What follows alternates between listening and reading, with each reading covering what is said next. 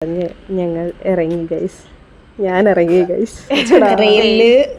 സമയം വെളുപ്പിനെ 4 മണി. വേറെ എങ്ങോട്ടല്ല പോകുന്നത്, നമ്മൾ തിരുവല്ലയ്ക്ക് പോവാണ്. അഞ്ചൂട്ടനെ ജസ്റ്റ് ഒന്ന് വീട്ടിൽ ഡ്രോപ്പ് ചെയ്യാൻ വേണ്ടിയിട്ട്. അങ്ങനെ അഞ്ചൂട്ടൻ കൊച്ചി അതോലോകം വിട്ട് സംസ്ഥാനത്തേക്ക് ചേക്കേറുകയാണ്. അഞ്ചൂട്ടൻ ഇന്ന് പോകുന്നത് പ്രമാണിച്ച് സാക്ഷിയും ചേട്ടായും വന്നിട്ടുണ്ടായിരുന്നു ഇന്നലെ. ഞങ്ങൾ തമ്മിലൊരു 7 years ആയിട്ട് അറിയാം. എൻ്റെ ഒരു കൊച്ചി ലൈഫിലെ മെയിൻ പാർട്ടാണ് പുള്ളിക്കാരി. ബിക്കോസ് എൻ്റെ ഒരു ബെസ്റ്റ് ഫ്രണ്ടാണ്. നമുക്ക് എന്തൊരു സന്തോഷം വന്നാലും സങ്കടം വന്നാലും നമുക്ക് പെട്ടെന്ന് വിളിച്ച് പറയാൻ പറ്റുക, അല്ലെങ്കിൽ എന്തൊരു പ്രശ്നം വന്നാൽ പെട്ടെന്നൊരു സൊല്യൂഷൻ കണ്ടെത്താൻ പറ്റുന്ന കുറച്ച് ഫ്രണ്ട്സ് ഉണ്ടാവില്ലേ, അതിനകത്ത് ഒരാളാണ്. അങ്ങനെ പോണ വഴിക്ക് ഞങ്ങൾ ഒരുപാട് പഴയ കാര്യങ്ങളൊക്കെ പറഞ്ഞ് ചിരിച്ച് സന്തോഷിച്ച്.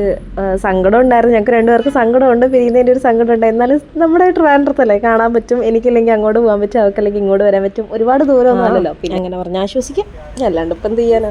പോയില്ല. എനിക്കൊരു 10 മണിയാകുമ്പോഴത്തേക്കും തിരിച്ച് എറണാകുളത്ത് എത്തണമായിരുന്നു, കാരണം കുറച്ച് വർക്കുണ്ട്.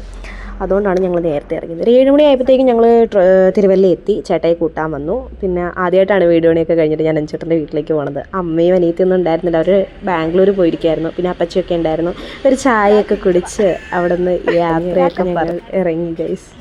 ഞാൻ ഇറങ്ങി ഗൈസ്. അച്ചടാ, നീ എന്നെ മിസ് ചെയ്യുന്ന പോലെ തന്നെ ഞാനും നിന്നെ മിസ് ചെയ്യും.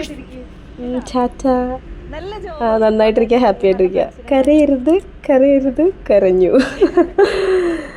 സാരല്ല, ഇതൊക്കെ രസമല്ലേ. പക്ഷേ നമ്മളെന്തായാലും നേരിട്ട് കാണും, ഇനിയും കാണും, ഉറപ്പായിട്ടും കാണും. നമുക്കങ്ങനെ കാണാതിരിക്കാൻ പറ്റുമോ? അങ്ങനെ അവിടെ നിന്ന് യാത്ര പറഞ്ഞ് ഞാൻ ബാക്ക് ടു എറണാകുളം. ഇങ്ങോട്ട് വന്നപ്പോൾ ഒരാളുണ്ടായിരുന്നു, അങ്ങോട്ട് പോയപ്പോൾ ഒറ്റയ്ക്കായി പോയി എന്നൊരു സങ്കടം മാത്രമേ ഉള്ളൂ. സാരല്ല, ഓക്കെ, അടുത്ത വീഡിയോയിൽ കാണാം. ചാച്ചാ.